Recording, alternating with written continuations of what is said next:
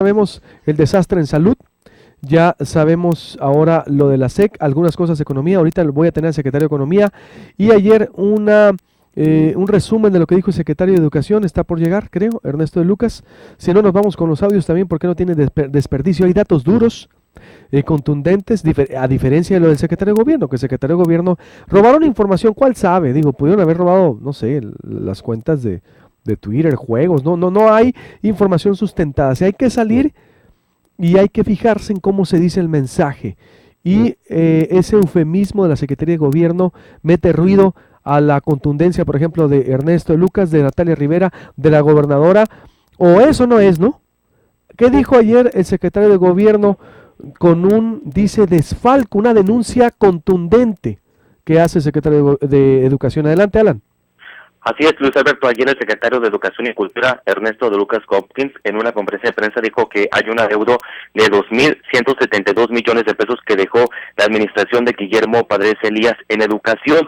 De esa cifra total, hay 1.166 millones de pesos que son en nivel superior, 536 millones en educación básica y 470 millones corresponden a educación media superior. Escuchemos una parte de la explicación del funcionario. Entre el 2010 al 2015, la Secretaría de Hacienda del Estado de Sonora dejó de aportar a la SEC, a organismos y a universidades autónomos más de 2.000 millones de pesos en convenios donde la parte correspondiente que le tocaba aportar al Estado simple y sencillamente no fue aportada. Llegaron al Estado los recursos y las obligaciones del gobierno federal, de dos administraciones incluso federales, pero el Estado incumplió con más de 2.000 millones de pesos, a pesar de que esta era una obligación que tenía con la educación de los niños y de los jóvenes universitarios y de los jóvenes adolescentes aquí en la entidad, de los jóvenes y adolescentes. El secretario de Educación y Cultura calificó como desfalco esta cantidad de recursos públicos que no fueron invertidos en las escuelas. Escuchamos el comentario. Y aquí quiero ser muy responsable en llamarle a esto un desfalco. Hubo algunos medios que le llamaron atraco, otros que le llamaron asalto. Yo en lo particular le denomino, y lo quiero decir con toda la responsabilidad del mundo, un desfalco. Porque no es posible que nos hayan heredado esta deuda. Y menos en un sector tan sentido como lo es el sector educativo. También indicó que hay una deuda en beca de 139 millones de pesos que comprende el ciclo escolar 2014-2015. De esa cifra, 95 millones corresponden a educación básica, 42 millones en media superior y 2 millones de pesos en universidades. Escuchemos esa parte también. Tan solo en el periodo escolar 2014-2015 se dejó de entregar 139 millones de pesos.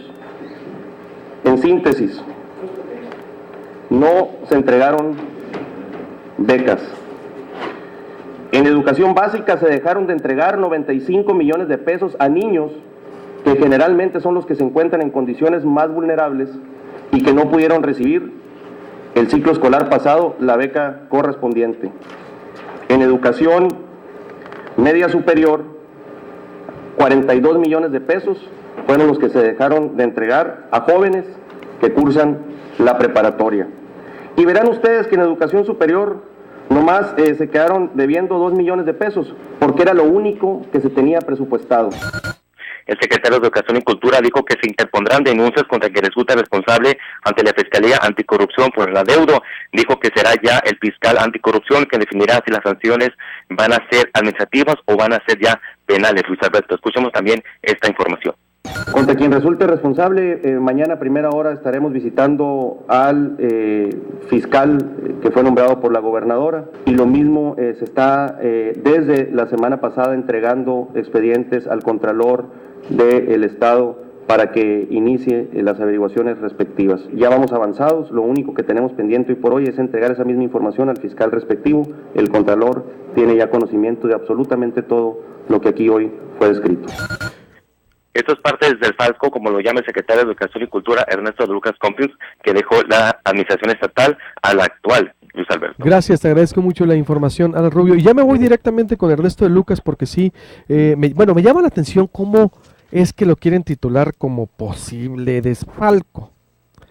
A ver, dígame, señor secretario, buenos días, bienvenido. Estimado Luis está? Alberto, muy buenos días. Muchísimas gracias por este espacio. Un privilegio estar Al contigo. contrario. Un saludo a todo tu auditorio. A ver, ¿es un posible desfalco esto? ¿Un presunto, como está diciendo alguien por ahí? ¿O es, con todas tus palabras, un desfalco y una atrocidad lo que se cometió? Mira, Luis Alberto, si me permites, quisiera, porque luego por ahí me cuestionan diciéndome que soy abogado, que cómo fui capaz de catalogar con ese adjetivo calificativo el hecho. Quiero leerlo y te pondré varios ejemplos, si me lo permites, lo que yo interpreto como desfalco y lo que pues algunos diccionarios, al margen de lo que estipule la Real Academia de la Lengua, señala: desfalco, apropiación indebida de bienes o dinero ajenos por parte de la persona que ha de custodiarlos. Te pongo el ejemplo de las becas en la entidad, Luis Alberto. Cada beca tenía un destinatario ya seleccionado, ya era un derecho de ese niño o de ese joven recibir una beca, ya era de él. Ese recurso ya estaba etiquetado y estaba otorgado para que un beneficiario que además se había esforzado durante todo un año, a pesar de estar en condiciones sumamente difíciles, por estar bien en su promedio y por estar dando resultados, para hacerse acreedor a ese derecho y a ese recurso que ya tenía.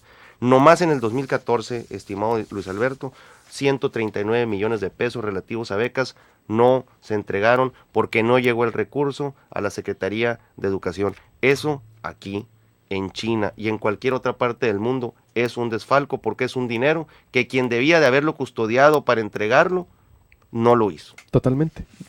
Y pues, te pongo el ejemplo, 95 sin millones. Sin explicación alguna, ¿no? Sin explicación no alguna. No hay algo que no, justifique, a ver, dejamos de entregar esto, es decir, ahí es la razón, posibilidad, digo, yo no sé por qué a quién se le por eso. 95 millones que correspondían al apartado de becas del 2014 no se entregaron.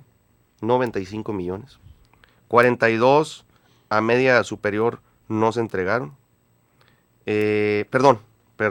42 millones que eran a educación básica no se entregaron.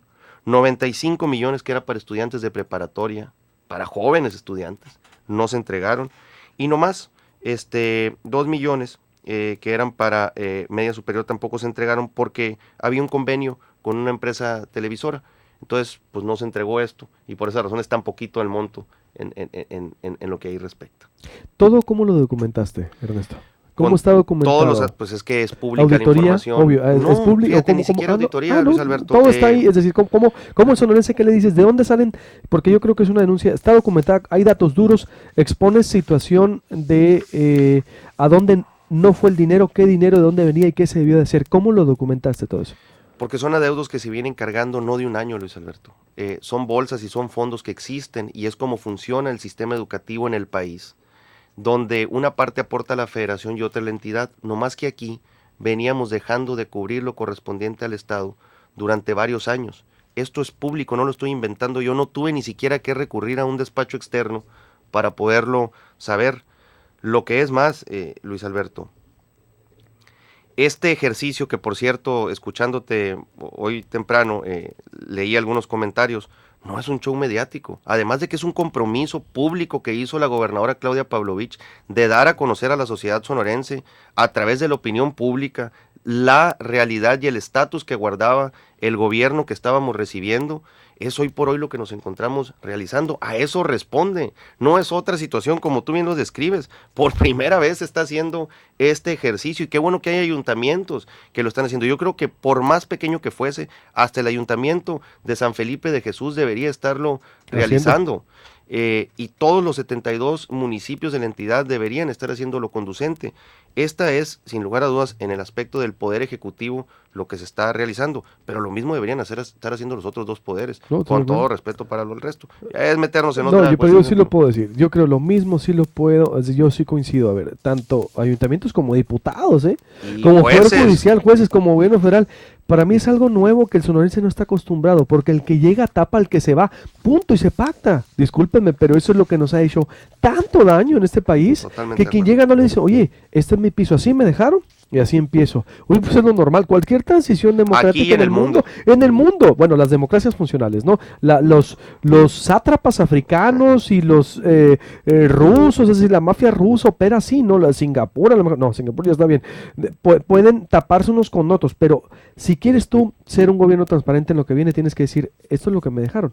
Exacto. La pregunta es, Ernesto, ¿qué va a pasar? ¿Ya hay denuncias penales? ¿Ya hay denuncias administrativas? Porque bueno, dices, todo está públicamente documentado. Sí, sí, sí. No hay ninguna justificación de por qué se dio de esos desvíos, más de 2,000 millones de pesos. ¿Por qué no se cumplieron?